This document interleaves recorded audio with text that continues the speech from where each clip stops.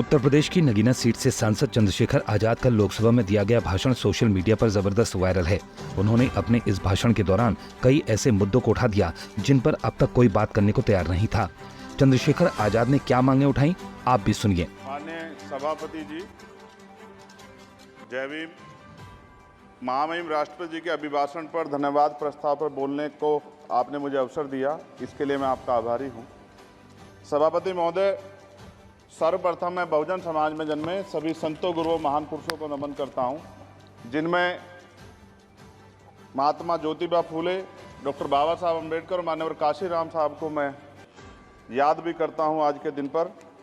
साथ साथ नगीना की महान जनता और भीम आर्मी और हमारी पार्टी आज़ाद समाज पार्टी काशीराम के साथियों का भी धन्यवाद करता हूँ।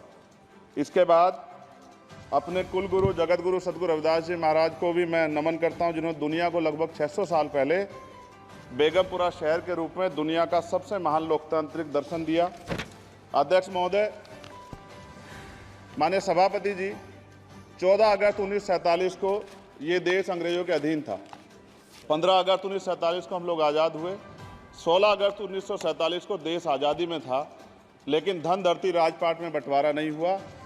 जो साधन संसाधन थे उनमें बंटवारा सही रूप से न होने के कारण एक बहुत बड़ी आबादी सुविधाओं से वंचित और सम्मान से वंचित रह गई।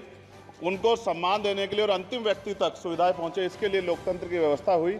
लेकिन आज़ादी के 70 साल बाद भी हम कहाँ खड़े हैं, इस पर ये चिंता का विषय है। मैं मानता हूँ कि सामाजिक न्याय तभी होगा माननीय सभापति जी, जब जातीय जनगणना पूरी होगी और जातीय जनगणना कराई जाएगी और साथ साथ संख्या के आधार पर आरक्षण जो है वंचित वर्गों का बढ़ाया जाएगा। उसके साथ साथ जब राष्ट्रपति जी अभिभाषण पे बात रख रही थी तो उन्होंने शहरी और ग्रामीण क्षेत्रों के विकास की हाथरस दुर्घटना की स्थिति में खुद मुख्यमंत्री योगी आदित्यनाथ मॉनिटरिंग कर रहे हैं। एडीजी आगरा और कमिश्नर अलीगढ़ के नेतृत्व में टीम गठित कर दुर्घटना के कारणों की जांच के निर्देश दिए गए हैं। मुख्यमंत्री ने अगले 24 घंटों में इस घटना की रिपोर्ट मांगी है। मुख्यमंत्री के निर्देश पर मंत्री लक्ष्मी नारायण चौधरी और संदीप सिंह घटना स्थल के लिए रवाना हो चुके हैं। मुख्य सचिव और पुलिस महानिदेशक को घटना स्थल पर रहने के निर्देश हैं। खबर है कि बुधवार को खुद मुख्यमंत्री योगी आदित्यनाथ घटना स्थल का जायजा लेंगे। उधर नेता प्रतिपक्ष राहुल गांधी ने भी हादसे पर दुख जताया। उन्होंने एक्स पर लिखा कि उत्तर प्रदेश के हाथरस में सत्संग के दौरान मची भगदड़ से कई श्रद्धालुओं की मृत्यु का समाचार अत्यंत पीड़ादायक है।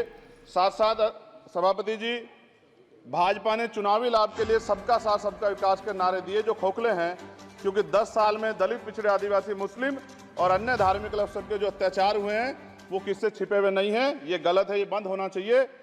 सभापति महोदय जी, महामहिम राष्ट्रपति जी के अभिभाषण में निजी क्षेत्रों में SC, ST, OBC को रिजर्वेशन देने का कोई उल्लेख नहीं हुआ है, जो कि आज चर्चा का विषय, क्योंकि 98% प्राइवेट सेक्टर है, 2% सरकारी सेक्टर है, तो 98% प्राइवेट सेक्टर में भी हमारी हिस्सेदारी की बात होनी चाहिए।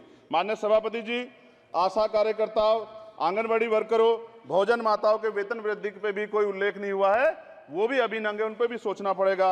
माननीय सभापति जी, जिस क्षेत्र से मैं चुन के आया हूं नगीना से, वो बहुत पिछड़ा क्षेत्र है।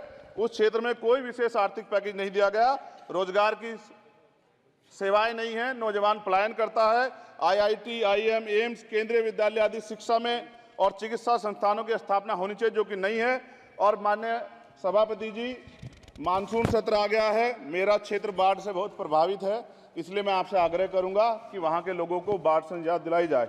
माननीय सभापति जी, चीन हमें आंख दिखा रहा है और लगातार हमारे देश की सीमाओं में घुसपैठ कर रहा है, इसलिए अग्निवीर योजना को हटाकर पुनः सेना भर्ती शुरू की जाए और साथ साथ भारत की सबसे प्राचीन व बहादुर रेजिमेंट में से एक चमार रेजिमेंट को पुनः बहाल करा जाए, ऐसा भी मेरा आपसे आग्रह है।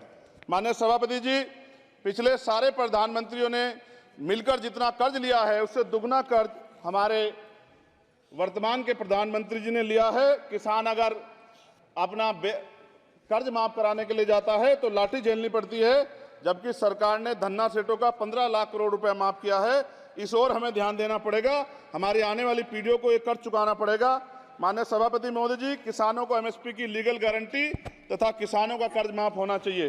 साथ साथ 2 अप्रैल 2018 को SC, ST के बच्चों पे बहुत बड़े पैमाने पे मुकदमे लगे थे, वो हमारी लड़ाई सही थी, ये सुप्रीम कोर्ट ने माना और बाद में सरकार ने माना, वो मुकदमे तुरंत वापस होने चाहिए। माननीय सभापति जी, प्रेस जो है उस पे भी शिकंजा कसा जा रहा है। जो पत्रकार सरकार खिलाफ बोलता है नौकरी से हाथ धोना पड़ता है, और सोशल मीडिया हमारा हथियार है, उस पे तरह तरह के प्रतिबंध लगाए जा रहे हैं और विरोध करने वालों को सोशल मीडिया हैंडल भी सस्पेंड करा दिए जा रहे हैं। साथ साथ सभापति जी, पेपर लीक और परीक्षाओं के कैंसिल होने से देश के नौजवानों का भविष्य खतरे में है। नीट, यूपी सिपाही भर्ती सभापति जी और 69,000 शिक्षक भर्ती में आरक्षण घोटाला हुआ है, कोई पूछने वाला नहीं, खून के आंसू रो रहे हैं बच्चे, बेरोजगारी का दंश युवा झेल रहे हैं।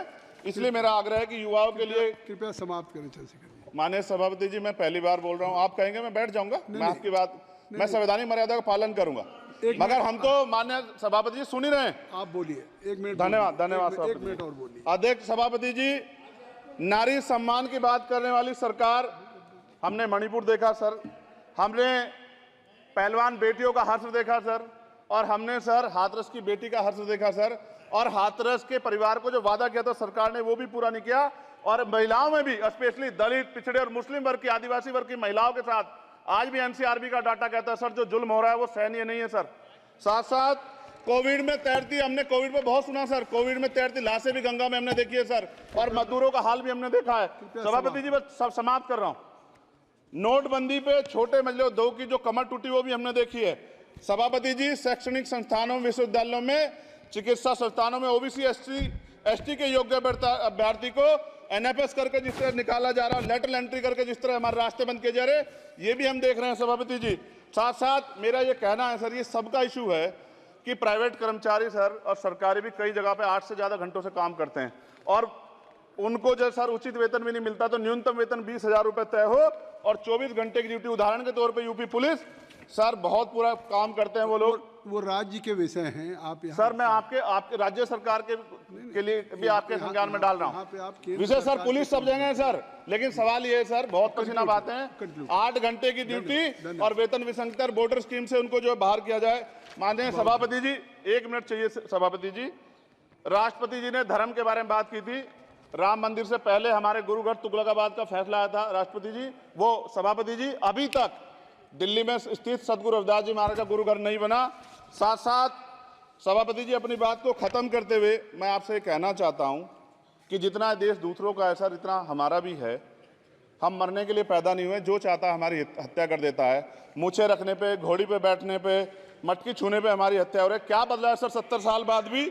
दलित, पिछड़े, मुसलमानों पे हिंसा नहीं रुक रही है सर। मेरा आपसे संरक्षण के साथ ये आग्रह है कि इन घटनाओं को रोका जाए, और देश किसी की बपोती नहीं है, देश संविधान से चलता है सर, और संविधान से चलेगा। संविधान छेड़खानी बर्दाश्त नहीं की जाएगी सर। धन्यवाद।